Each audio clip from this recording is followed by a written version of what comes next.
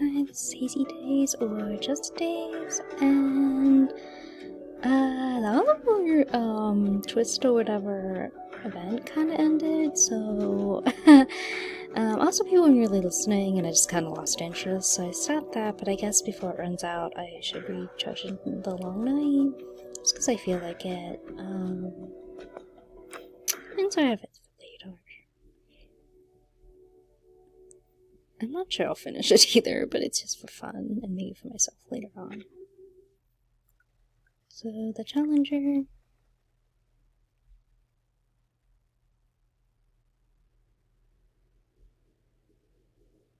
A voice came from above and spoke to the man. An important thing will happen to you. The lecturer is young and proud, standing like a newly sprouted grapevine growing upright. Who will it be? The man asked. You will gain wealth, you will gain fame, you will walk in the garden of wisdom and happiness, the voice answered. Thus until he died, he spent his whole life waiting for his fortune, and it never arrived.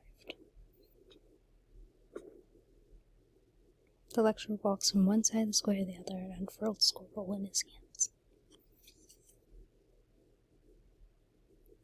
The voice from above promises a glimpse of his forthcoming fate. He believed in the promise, and in doing so forged his own tragic end.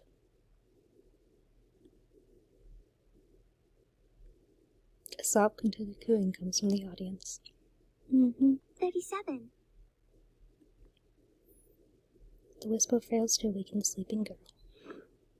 After hesitating for a moment, Sophia reaches out and gently shakes 37. What's happening? 37 rubs her eyes, lifts her disheveled hair, and looks around in a daze. Has 210 finished his speech yet? Not yet, but you were sleeping so soundly just now that you were snoring a bit. I was worried they might hear you. And it doesn't seem polite to sleep during someone else's speech. Especially for 210. You know how much he enjoys delivering these lectures. He's always so concerned about whether he has the audience's attention. Surely, though, it's worse to hinder others from acquiring knowledge like this. Truth should neither rely on such rhetoric, nor be so opaque in presentation. I fail to see how there could be any real knowledge in all this flamboyance. Yawn. So I simply lessening his sins. At least the rhythm of his speech makes for a fine sleeping aid. God, look at this. Hopefully, maybe. 37 yawns softly and leans against Sophia. Yet the rhetoric about fate, path, and the glory of self-selection continues to pour into their ears. God, did I say that word weird?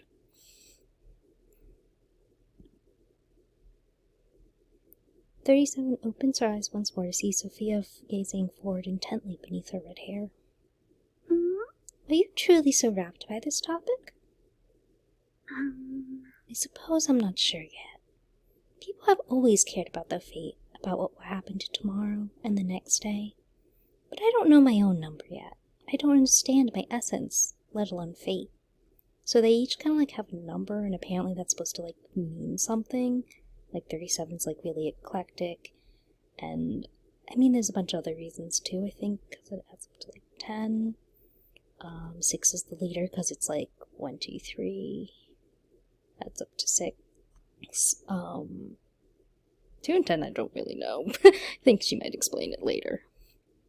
Sophia's gaze drops to her clasped hands resting in her lap. But lecture does make sense. Working hard and striving forward is obviously a good thing. But I feel like I still haven't found my way. I only just arrived here. There's still so much for me to learn. Sophia's voice is subdued, fading into a finally reaching whisper. She takes a deep breath as if to revitalize her spirit and lifts her eyes to look at 37. What about you, 37? Aren't you curious at all about your fate? 37 breathes out a steady huff. It's not the greatest prime number. Obviously she needs sleep, and she is especially adept at falling into deep slumbers. 210's impassioned rhetoric is apparently so tedious to her that she can't hold her eyes open even another moment. Where the man lay sick in bed, he cried to the voice above, asking, "When will all that you have promised finally arrive?" The voice from above scorned him, saying, "It has already come and gone, only you have never sought it out." So the man lamented his cowardice, his idleness, and all the fortunes he had lost. I hope.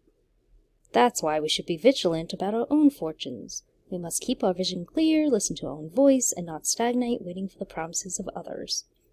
If we succumb to cowardice or complacency, even these gifts promised to us by fate can slip away.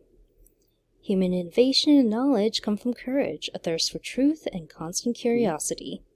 It is for this reason that we must forge our own paths and control our own fates. He raises his hand high, and the future rhetorician begins to emerge. As he makes his eloquent speech, a pile of seashells amasses before him, one by one, representing the audience's support. He is satisfied, but not completely. Well? Fate, yes, and as we're discussing fate, we cannot ignore the fate of those sitting among us. Our star of Hermes fell upon a fate at birth, bringing us hope for enlightenment. We could let her speak to show our light hasn't diminished, but it seems sleep has taken a hold of her and preventing her from shining.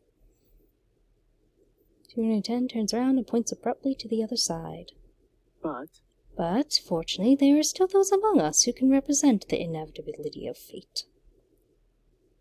What a roundabout way of putting someone else's slept. He extends his hand, palm up, fingers forward in an inviting gesture. The crowd disperses like startled fish, revealing a young man. My friend. Come, Atticus, my friend, he will receive the revelation. You were destined to become the perfect number, to receive all the wisdom and all the promises due to our future of Apiron. Don't let silence swallow that light. Please articulate to us your views about fate and share your wisdom. The young man, given a prestigious title, does not stand out in the crowd. His gaze slides over the inviting hand and rests on an empty spot in the air beside it. I think otherwise. This is your speech, not mine, 210. But surely no one understands fate better than you, a perfect six, awaiting the arrival of your fate every moment, every day. The young orator holds the moment with anticipation. Yes, if anyone deserves to show wisdom comparable to his own, it would be his present target. He greedily seeks the arrival of what he imagines to be an evenly matched debate. All eyes move to surround Atticus. Accustomed to being invisible in a crowd, he attempts to turn slightly as if to escape the challenge and the weight of their gaze. Atticus doesn't seem too happy. What is this revelation that 210 is talking about? Oh, nothing important, just a lot of nonsense. All leaders are supposed to receive a special revelation when their soul numbers are revealed. It's the sign of Six's succession to leadership. Like the Oracle of Apollo in Delphi. The commotion must have disturbed her sleep, or perhaps it is the peacocking of the orator that wakes her. You have a point. It all sounds incredible. Are you saying they can hear the voice of the gods? Or is it something about numbers? The redhead, still new to the island, seems in awe. However, 37 thinks it's no big deal. But the leader's number has always been 6, so there's nothing new about this revelation. We already know the outcome. 210 uses far too many meaningless words. Why not just call him 6? You mean call Atticus 6? But isn't the current 6 that person? Certainly. Oh yes, Atticus hasn't received the revelation yet. But he will be 6 eventually. It's in his destiny. I don't really know about that. The young man's voice grows louder, interrupting the distant whispers. How can that be? You are number 6, we all know. You will be number 6 and possess everything a 6 should have. Infinite wisdom, supreme vision, a sharp mind, and the poise of a leader. Since you inherited the bloodline of the prophecy, your revelation has been predestined since your birth. It's even more clear than a voice from above. See how similar you are to the person in the story. You both heard the prophecy, and you both know your own fates. What did you gain from it, and what did you hear? It is a bold challenge, a verbal challenge, from the proud peacock to the island's future leader. You didn't throw away your seashell. I want to know why. Perhaps you can illuminate some of your ever-hidden thoughts. I hope. My friend, it is through the clashing of minds in a debate that we can gain a deeper understanding of one another. I pray that you will share... Clack. God, this is long. Hopefully I'm making time. His speech is interrupted by crisp clattering sound. He looks down to see a new addition to the seashells on his feet. He hoped for... Opponent gently tossed his challenge aside along with the shell. 210 cannot read anything other than humiliation in the shell. You misunderstand, 210. I have no thoughts on fate. Atticus finally meets his gaze. I don't have an answer to your question.